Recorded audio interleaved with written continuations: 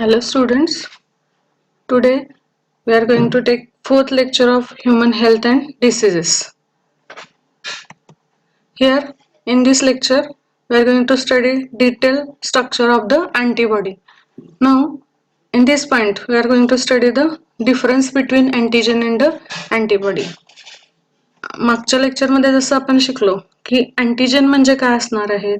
अँटीजेन्स are any molecules which trigger the immune response in the body. And antibody that are the own blood proteins which are produced against the specific antigens. म्हणजे antigen आणि antibody मधला फरक लक्षात येतो का बघा. Antigen म्हणजे काय तर ते फॉरेन सबस्टन्सेस असणार आहेत आणि ज्याच्यामुळे आपल्या बॉडीतली इम्युन रिस्पॉन्स आहे तो ट्रिगर होणार आहे, चालू होणार आहे, त्याला आपण म्हणायचं आहे अँटीजेन. आणि अँटीबॉडी म्हणजे काय तर these are the body proteins और blood proteins, own proteins which are produced against the specific antigens. Antigens are called as the immunogens. Antigens are also called as the immunogens. Antibodies are called as the immunoglobulins. Antibody ला आपण दुसरं नाव काय देणार आहे immunoglobulins. Next, third point, antigen may be protein, carbohydrate, lipid or the nucleic acid. जर आपण अँटीजनचं chemical nature बघितलं तर ते प्रोटीन असू शकतात, कार्बोहायड्रेट असू शकतात, लिपिड असू शकतात किंवा न्यूक्लिक ऍसिड असू शकतात. पण अँटीबॉडी मात्र काय असणार आहेत फक्त chemically they are the glycoproteins. Antibody ह्या केमिकल नेचर त्याचा स्टडी करायचं झालं तर ते काय असणार आहेत they R the glycoproteins only. Next, antigen has the specific interacting domain with the antibody. म्हणजे अँटीबॉडीशी इंटरॅक्ट होण्यासाठी अँटीजन वर जो स्पेसिफिक पॉइंट असणार आहे त्याला आपण इपिटोप असं म्हणणार आहे. काय म्हणणार आहे इपिटोप. म्हणजे अँटीबॉडीशी इंटरॅक्ट करणारा अँटीजेन वरचा पार्ट असणार आहे तो इपिटोप. नेक्स्ट, इथं अँटीबॉडीच्या बाबतीत व्हेरिएबल साइट, अँटीबॉडीच्या व्हेरिएबल साइटवर ते इपिटोप बरोबर बाइंड होणार आहेत. म्हणजे अँटीजेनशी बाइंड होणारी अँटीबॉडीची साइट काय असणार आहे व्हेरिएबल साइट. त्याच्या पुढचा point, antigens they causes diseases as well as the allergic reactions. अँटीबॉडीचं फंक्शन काय असणार आहे they protect our body from the effect of the antigens. They immobilise the antigens and lyse the pathogens. म्हणजे अँटीजनना एका ठिकाणी बांधून ठेवून त्यांना डिस्ट्रॉय करायचं काम आहे ते अँटीबॉडीचं आहे. अँटीजनचे वेगवेगळे प्रकार आहेत तसंच अँटीबॉडीचे पण वेगवेगळे प्रकार जे आपण पुढच्या पार्टमध्ये शिकणार आहे. आता पुढचा पॉइंट जो आपल्याला डिटेल स्ट्रक्चर स्टडी करायचा आहे ते म्हणजे स्ट्रक्चर ऑफ द अँटीबॉडी. एक्झामच्या दृष्टीने सुद्धा हा पॉइंट खूप महत्वाचा आहे. स्ट्रक्चर ऑफ अँटीबॉडी हा आपल्याला स्केच अँड लेबलला तसंच डिस्क्राईब साठी सुद्धा इम्पॉर्टंट आहे. तर आपण स्ट्रक्चर ऑफ अँटीबॉडी बद्दल बघूया. इथं आपल्याला दिसतं antibody is antibody has Y shaped structure. आता आपण इथं बघू शकतो अँटीबॉडीचं स्ट्रक्चर कसं असणार आहे वाय शेप्ड स्ट्रक्चर असणार आहे. It has 4 polypeptide chains.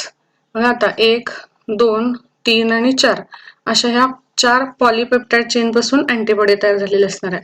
1, 2, 3 and 4. These 4 polypeptide chains are present in the antibody. Here there are the 2 types of the chains. This chain is elongated and this another chain is also elongated as compared to this.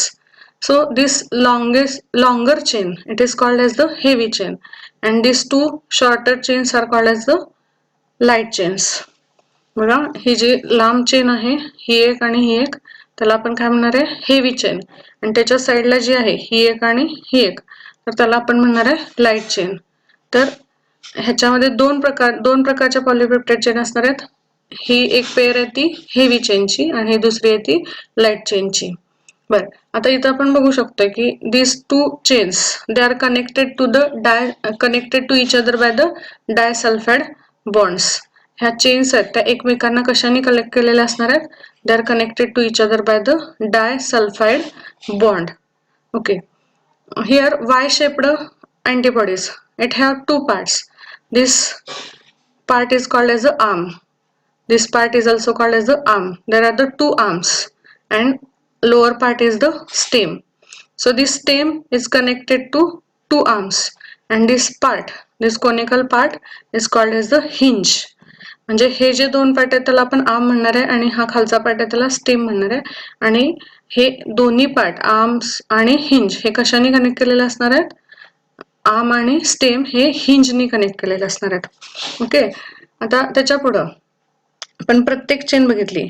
He light chain आहे, ही heavy chain आहे, ही परत heavy chain आहे आणि ही light chain आहे. तर ह्याच्यामध्ये परत आपण दोन पार्ट करणार आहे. तर ही जो डार्क पार्ट आहे त्याला आपण व्हेरिएबल रिजन असं म्हणणार आहे आणि हा खालचा जो लाईट पार्ट आहे त्याला कॉन्स्टंट रिजन म्हणणार आहे. हे हेवी चेनच्या बाबतीत झालं. इथं सुद्धा हा डार्क पार्ट आहे तो काय झाला? व्हेरिएबल पार्ट आणि लाईट पार्ट आहे तो कॉन्स्टंट पार्ट हेवी चेनच्या बाबतीत. तसंच लाईट चेनच्या बाबतीत पण हा जो पार्ट आहे जो थोडासा डार्क दिसतो that is the variable part आणि त्याच्या खालचा पार्ट आहे तो कॉन्स्टंट पार्ट.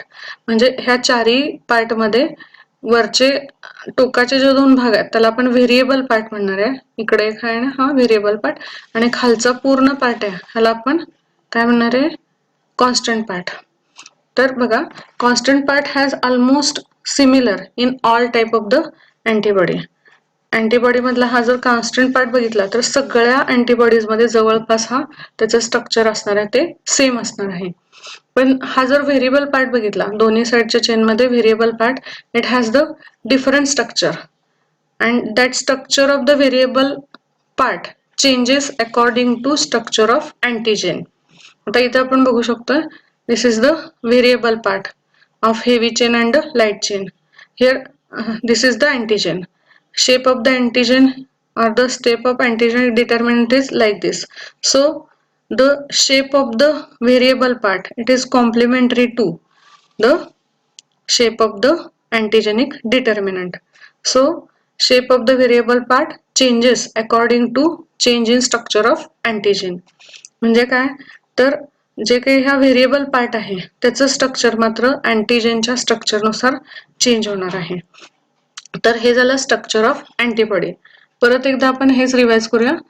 आता परत ह्या डायग्राम मध्ये बघूया. सेम स्ट्रक्चर आहे फक्त कलर डायग्राम आपण ऑब्झर्व करू शकतो. तर स्ट्रक्चर ऑफ अँटीबॉडी परत एकदा आपण रिवाइज करतोय. तर antibody it is why shaped structure. It has 4 polypeptide chain 1, 2, 3 and 4. In that 2 chains, these blue color chains, these 2 chains are heavy chains and other 2 chains are light chains.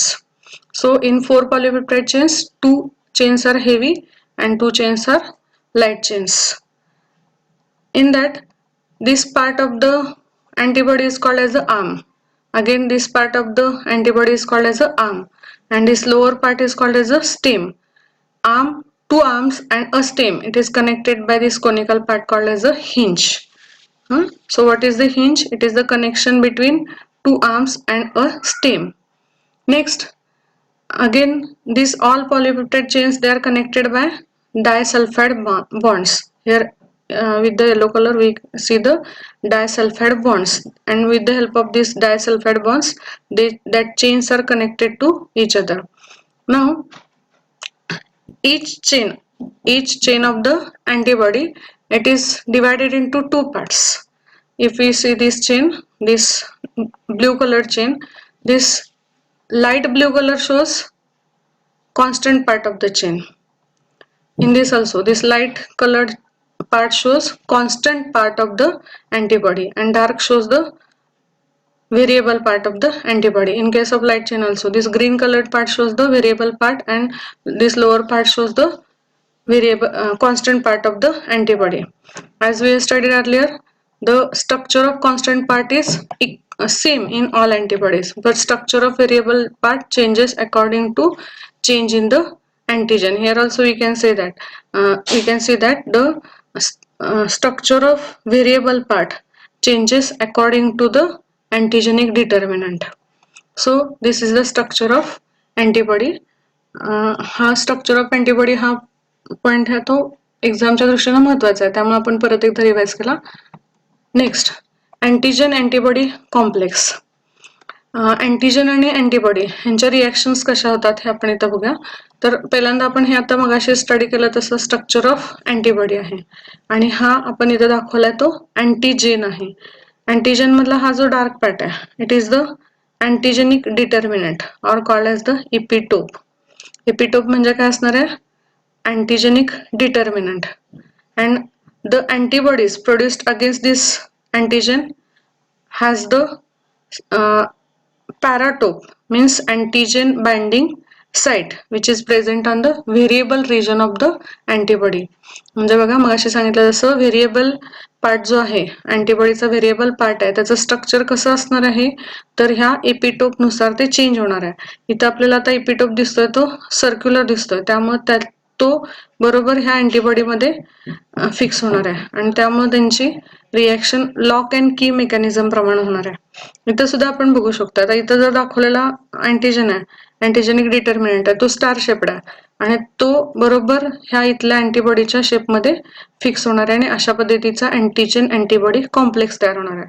पुढचा एक example, आता इथं दाखवलेला जो antigen आहे yellow कलरचा तो त्याचा शेप असा आहे आणि त्याच्या बरोबर फिक्स होणारे अँटीबॉडी इथं आपण दाखवले व्हेरिएबल पार्ट दाखवला अँटीबॉडीचा आणि बरोबर ह्या अँटीजन ह्या पॅराटोप म्हणजेच अँटीजन बाइंडिंग साइट मध्ये फिक्स होणार आहे लॉक अँड की मेकॅनिझम प्रमाणे आणि अँटीजन अँटीबॉडी कॉम्प्लेक्स फॉर्म होणार आहे. आणि एकदा का अँटीजन अँटीबॉडी कॉम्प्लेक्स फॉर्म झाला की ते antigens they get inactivated and after that they get destroyed. So antigen antibody complexes are formed. इथं इपिटोप म्हणजे काय? अँटीजेनिक determinant. पॅराटोप means antigen binding site. Epitope and paratope have the complementary structure and they fix with each other in lock and key manner and so antigen get destroyed by the antibody. Now here types of antibodies are given. In last part we have studied structure of the antibody. Now in our body 5 types of the antibodies are prepared. Here chart is given which shows different types of the antibody. Here first type of the antibody is given IgD. Ig means immunoglobulins. Immunoglobulins D. This type of the antibody it remains always attached to the B cell. B cell म्हणजे आता तुम्हाला काय ते माहिती आहे तर हे बी cells ना नेहमी अटॅच्ड असणारे जे काय अँटीबॉडीज आहेत त्याला आपण काय म्हणणार आहे इम्युनोग्लोबुलिन्स डी आणि ह्याचं काम काय आहे activation of the B cells. दुसऱ्या टाईपची अँटीबॉडी IgM तर ही जी आहे ती antibody it can remain fixed to the B cells और it may occur free in the blood plasma म्हणजे ब्लड मध्ये फ्रीली अवेलेबल सुद्धा असू शकतात. आता ह्या बाबतीत सांगायचं झालं तर IgM it is the largest antibody. Structurally ह्या 5 पैकी सगळ्यात मोठं स्ट्रक्चर असलेलं अँटीबॉडी कुठली असेल तर IgM and this is the first antibody which appear in the primary response. म्हणजे इन्फेक्शन झाल्यानंतर पहिला अँटीबॉडी कुठली तयार होत असेल तर ती IgM. Next IgG. IgG it is the most abundant immunoglobulin or the antibody. About 70 to 75 to 85% of antibodies are of IgG type. Next that IgG it is responsible for the passive immunity. Passive immunity आपण मागच्या पार्टमध्ये शिकलेलो आहे तर हे IgG हे passive इम्युनिटीसाठी responsible आहे कारण it can pass through the placenta. Placenta म्हणजे काय माहिती आहे मदर पासून फिटस पर्यंत हे प्लॅसेंटा मधून IgG पास होतात आणि त्यामुळे they provide the passive immunity for the fetus or as well as after birth also they provide the passive immunity. Next is the IgA. IgA is the antibody which is present in the different secretions like the saliva, tears, intestinal juice, milk, etc. So they are called as the secretory immunoglobulins or the secretory antibodies and they also play important role in the innate immunity also. Next and last type of the antibody is IgE. IgE they appears in the allergic reactions and they present in the mucosal lining of the respiratory as well as the gastrointestinal tract. So these are the types of antibodies. So in this lecture today in this lecture we have studied the difference between antigen and antibody, detailed structure of the antibody and types of antibody. Okay students, thank you.